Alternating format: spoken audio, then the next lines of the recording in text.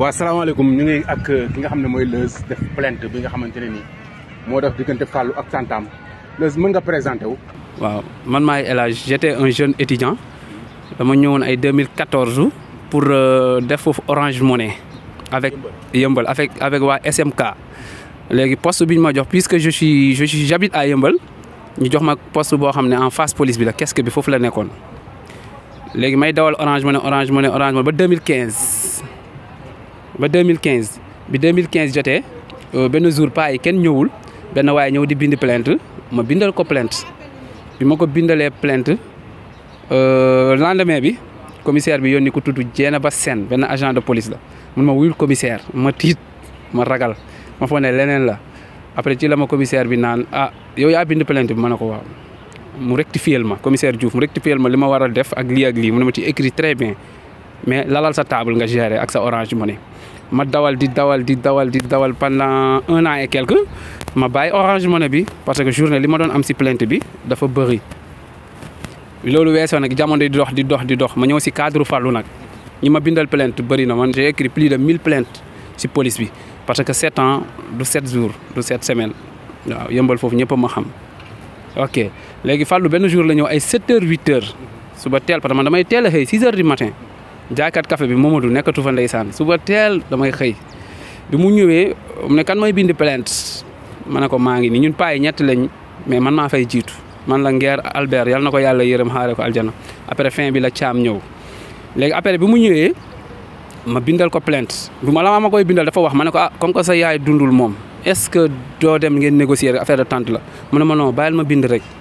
Fallou bi mu ñëwee ma bindal ko plainte bi ma ko bindalee plainte bi après 4 heures de temps 3 heures 11 heures midi Fallou ñëwaat xaw ma nag kooku papam la xaw ma du papam je ne mens pas il était revenu avec un vieux et une dame ñoom ñoo ànd ñëw bi ñu ñëwee Fallou mu ne ma damaa bëgg a bàyyi plainte bi nan laay def ma ne ko donc da ngay ñëw ma bindal la lettre de désistement xam nga man bu duggee ci biir foofu du ma ci xam dara policiers yi ñooy enregistré ñooy def lépp ma bindal ko lettre de désistement mu ñëw woon ma mention bi ma wanee mention bi ma ne ko ok annulé nga téyel sa mention rek pour en cas bu problème amaatee après 3 semaines environ 1 mois Fallou ñëwaat fekk ma fa mu ne ma El Hadj ma ne ko waaw mu ne ma man de damay bindaat plainte bi te du ma ko dindi ma ne ko bon lu xew mu ne ma maire bi dafa maa menacé nee na dina ma tëjlu ce sont les propos de Fallou j'ai été clair mu ne ma dina ma tëjlu ma ne ko dina la tëjlu ma ne ko Fallou fii yàlla rek moo fi nekk soo naru dem kaso doo dem te boo naree dem kaso da ngay dem après ci laa conseillé Fallou ma ne ko su ma sañoon est-ce que doo génn kër gi rek comme que am nga en face ñoo xamante ne ñu ngi lay jàppale mun nga fanaan mu ne ma non sama kër baay mënu ma faa génn xam nga tamit mënu ma sori ci foofu kër baayam la par la suite ma bindal ko plainte bi ma ko bindalee plainte bi mu dugal ko mu ko bindalee plainte bi mu ko dugalee après man damaa dem Kédougou avant may dem Kédougou tase naa ak moom Mbedd Fass pharmacie Afia 5 jamono boobu damay ànd ak agent de police léegi brigadier la sax ñuy wax Abdou Gueye sama gaañ la woon damay ànd ak moom fu muy montaree damay taxaw foofu yaa ngi dégg man nuyu ko mu ne ma cas bi ñu ngi ci ok deuxième plainte bi nag Fallou dafa ñëw tag maire bi ñëw d'habitude ñun police ñiy bind plainte xam nañ bu baax kii bu jiitoo rek keneen ki day ñëw maire. kon yow maire bi. def na moom bindul plainte Fallou moo ko bind plainte léegi da ngay maire bi bind na plainte. maire bi maa ko bindal plainte man mii maire bu fekkee mu may gis jour boobu sax ndeysaan je me rappelle très bien bëgguma woon wax mais je vais tout dire je me rappelle très bien xale yu jigéen ñi élèves yi bu ñu rombee El Hadj maire bi di ma tooñ di ma xanaa yaay chef de quartier mais xam nga plainte boo bindee ñun nous sommes des écrivains publics ñun dañuy maandu même bu ma bindee ñaar yëpp man damay xam dëgg bi fu mu feetee mais du ma policier du ma adjudant de police du ma commissaire de police du ma lieutenant de police kon je suis mal placé pour régler ay cas sa cas nag mun na ñëw ma ne la soo lii boo ko dugalee lii moo la ciy fekk maire bi muy ñëw indiwul médical indiwul dara te xale bi sooxul deful dara ñu ngi toog ci sama banc moment boobu xam nga simiwuma xale bi mais moment boobu ci ay bët elle marchait correctement ba bu ñuy dugg ci police bi di génn. est-ce que gis nga benn signe bi wane ne kii dañ ko violé. non gisuma jour boobu premier jour bi gisuma ko léegi man nag li ma ci gën a yéem maire bi mu may dëgg su may wax ak xale bi après man maa dem sax ba wax maire bi bàyyil kii mu wax mun na wax xale bi dafa doon wax normal dafa doon wax mais wax bi xawuloon kii quoi mais boo waxee rek sooy day xool maire bi wax Fallou moom ak baaram moom waxul bant de waxul bant. day xool yaay ji. soog a su ma ko posé question que il faut mu xool yaay bi soog a wax loolu moom maire baa ngi may dëgg léegi nag par la suite ci laa dem Kédougou bi ma demee Kédougou ñëwaat man barki démb même pas une semaine laa yëg ne Fallou tëdd na 5 ans prison ok témoignage bi defuma ko pour Fallou day gën ak Fallou mu ngi prison wala yooyu defuma ko loolu de parce que dama gis mu xaw a métti te man bindoon naa plainte te su ma nekkoon ci commissariat yëmbal wala di bind ay plainte ba léegi du ma toog fii di ko wax parce que sama profil mayu ma nekk si commissariat di dévoiler yenn yi mais pour le moment bindatuma plainte bàyyi naa lépp luy plainte kon su ma bësee bindal nit plainte parce que man plainte yi may bind yëpp cas fréquent yi ay cas meurtre yi booy Fallou bu ñu ko doon rëy ngir booy Yacine affaire yooyu ay cas meurtre viol yu fa romb yëpp du ma ko fàtte dama koy téye sama bopp te Fallou dafa doon va et vient ñëw ba sama kanam miin ko carrément ak maire bi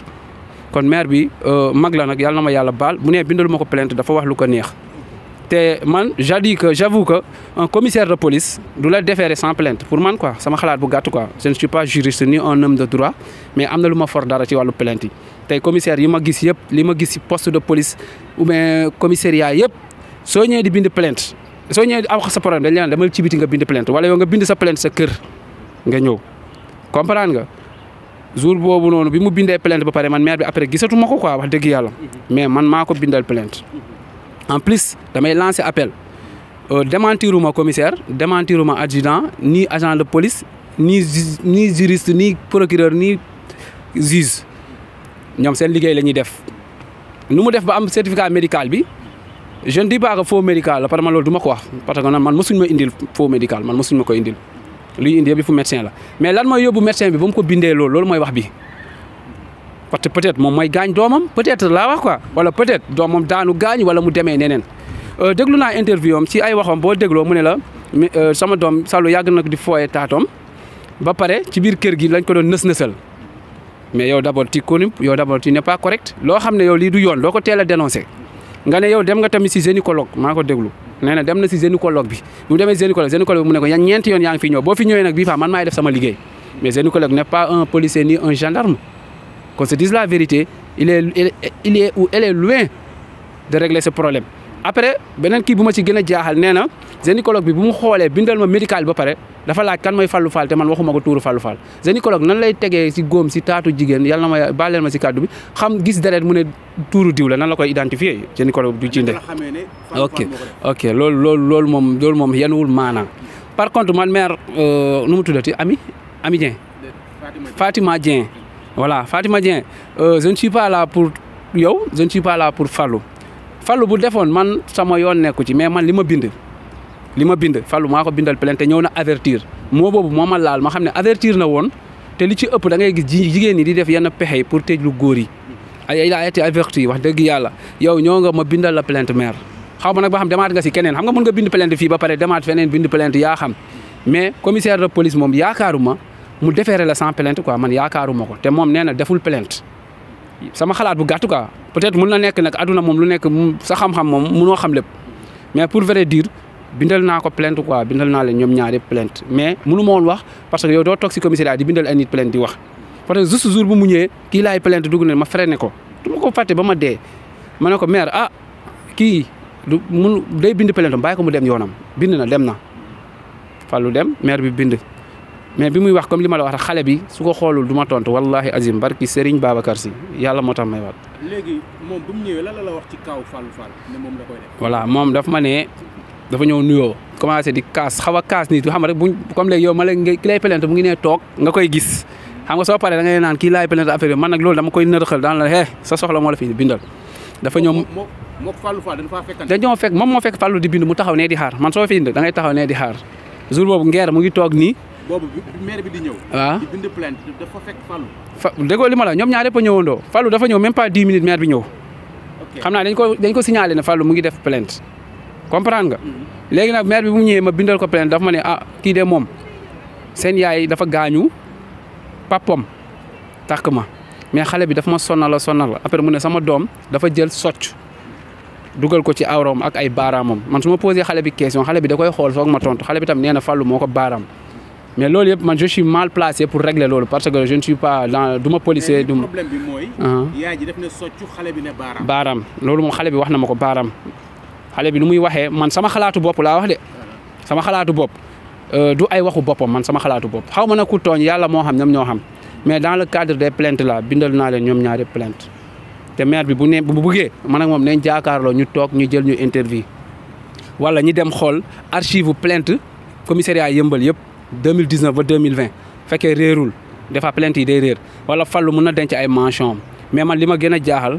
munoo déférer nit sans plainte peut-être mais sama xam-xam laa wax quoi en plus damay lancer appel gis nga gars yi da ngay jékki-jékki ñu lay wax ci police xamul dara police amul justice nañ def attention police fekk siwul kenn police bu la fekk see yaa ko woo wala yaa ñëw fu mu nekk n'est-ce pas loolu ñëpp xam nañ ko les police boo ñëwee na nga indi lu sukkandiku kon kooku dafa indi médical kon commissaire bi day rendre compte procureur mu ne ko indil ma ko procureur tam bu ñëwee si médical boobu lay sukkandiku mun nga ñëw indi sa plainte ba pare poste chef de poste bi boo ko fekkee ci poste bi comme boo ñëwee accueil bi si poste bi mun na la accepter plainte bi après nga dem indi médical comme mun na la ne téyel sa plainte boo demee nga indaale médical nga boole mais d'habitude boo ñëwee indi plainte comme man tey ma bind ma ne je viens par cette présente déposer une plainte contre Ismaïla pour CBV ñoom bu ñu gisee CBV bi dañuy def coups et blessures volontaires léegi bu ñu gisee loolu dañ lay laaj ana médical bi fekkee indoo ko dañ lay naan suba 10 heures dañ la convoqué booy ñëw wala lundi booy ñëw indaale médical wala soit ñu ne la téyel sa plainte nga dem ut médical d'habitude nag lu ci ëpp tamit ça dépend si chef de poste bi quoi wala mu ne la gis góom bi léegi-léegi bindagoo plainte comme mu gis ni da ngaa gaañu ni bindagoo plainte nga expliqué ko cas bu village day naan demal ut médical nga ñëw soog a déposer plainte waaw noonu la waaw noonu lay demee léegi ki nga xam dañ koo violé naka lay mën a nekkee juge bi tëj ko sans preuve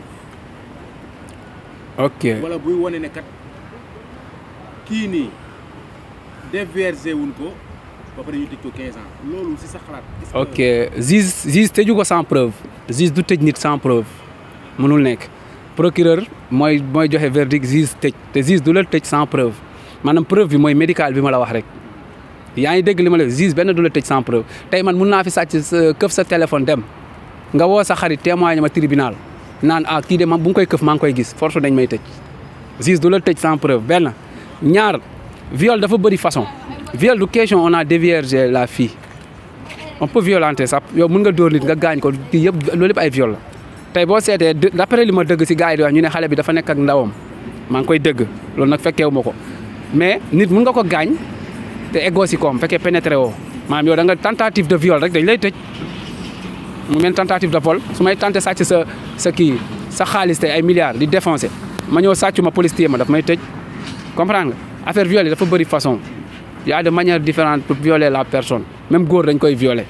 waaw mais nag juge moom du tëj nit fekkee amul preuve peut-être que maire bi moo wut ay pexam yoo xamante ne rafet na si bëtu médecin bi parce que man maire bi muy indi médical fekkuma fa plainte rek laa ko bindal peut-être après la affaire bi daw fekkee jugee naa fa xam nga xaw ma nag déferment bi nu mu demee fekkeewu ma ko pour vrai dire. bi nga dégloo émission maire bi ban jàngat nga def ci émission non damaa yéemu parce que d'abord moom fa mu juumee nee na Fallou moo ma njëkk a indil plainte moo ma jiitu loolu jeexal na wax chef de quartier moo ma woo ma dem wuy ji jël plainte bi fii ku dee ak sa bàmmeel man bëgguma woon feeñ ci image yi nii j'aime pas mais sama voix yëmbal ñi ma xam ñëpp xam nañ ko xam nañu maa wax maa doon bind foofu plainte mais boo gisee ma feeñ pour mu xamee ma man bindal naa ko plainte pour mu xamee ma bu baax sama banc bu ndaw boobu noonu ñaari nit ñoo ciy toog bindal naa ko plainte vraiment pour vrai dire bu ma ko dégloo nag ndeysaan xam nga mag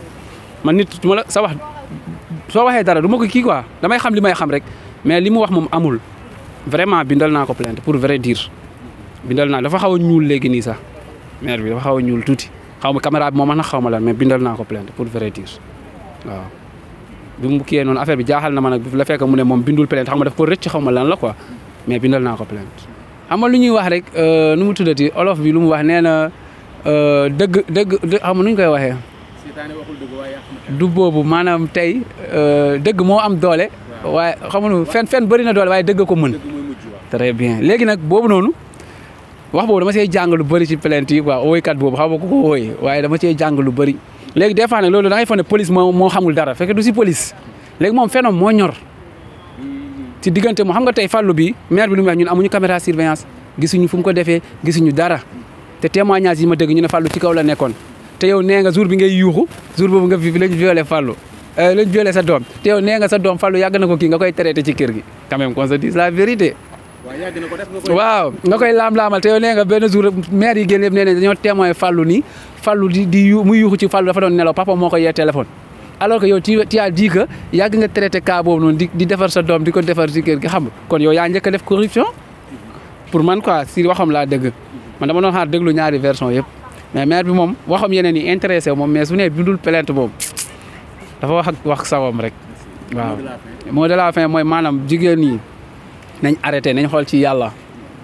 ay góor yàlla yu bëri ñu ngi fii man nit fay na ma nii naan ma booy plainte bi na saf police yëmbal billaay jigéen plainte bi na saf ma ne ko non plainte bi lu koy safal si say kaddu la xam nga tey am na yenn mots yooyu utiliser presque man benn jour mës naa testé dañ ma ne carrément am na yenn mots bu ko utiliser benn jour commandant Boubou Diallo mu may dëgg fi ma mujjee nekk may jàmm gën benn jour dama doon bind def je viens par cette présente déposer une plainte contre exemple Ismaïla ma koy def benn jour ma gis benn livre Senghor dama doon lire ma gis Senghor bind je viens par cette présente missif commandant bi ma bindee dafa ma woo si poste bi mu ne ma missif dafa vulgaire maanaam moo bu diis la bu ko di bind si plainte yi kon tey am na yenn mots yooyu employé rek day nduroog leneen sa xam nga fu may waxee kon boog dans ce cas nañ arrêté parce que plainte bi soo ñëwee ñun loo wax rek la ñuy bind mais looy def rek xool ci yàlla quoi nañ bàyyi jeunesse bi ñu bëri ñu ngi ci kaso bi defuñu dara mais buñ koy aj ci ay justice ay procureur wala juge ñooy defuñu dara procureur Seydi ñëwul fekk si la yow yaa dem fekk si ko léegi moom na li ko xelam jeex tey man ak yow bu ñu amoon problème témoin ñëw man la ñuy tëj témoin bu waxee dëgg la rek man dañ may tëj léegi nag affaire bi xam nga lan la adduna bi ku nekk boo wéetee xam sa bopp olof nee na français bi nee na vouloir soi-même n'est point égoïsme te en plus maire bi kàddoom bi si boiloo rek laa koy delloon ce qui se conçoit bien s'énonce clairement et les mots pour les dire arrivent aisément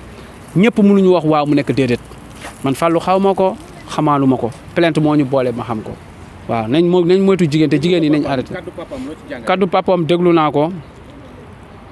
mais daf ma touché quoi je ne sais pas bu fekkee ne moo nga ak sagom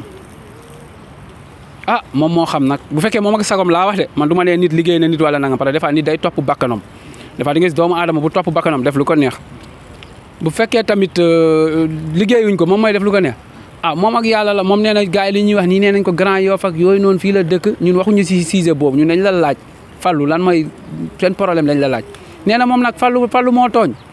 te ñun bu ñu joxoon preuve boo xam ne am na caméra surveillance yoo kay booy gis à chaque fois man am na benn maire bu mature maire bu baax maire bu yaru bu dëkk yëmbal du ma tudd turam autorité la maire bu ma bëggoon dañoo mës a violé doomam mais dafa muus premier jour bi kooku di baaraam doom bi dafa mu aju doom bi wax ak moom nank deuxième jour bi billaay wallaay taala man maa bind plainte boobu te tribunal direct laa ko bindal boobu jaarul yëmbal sax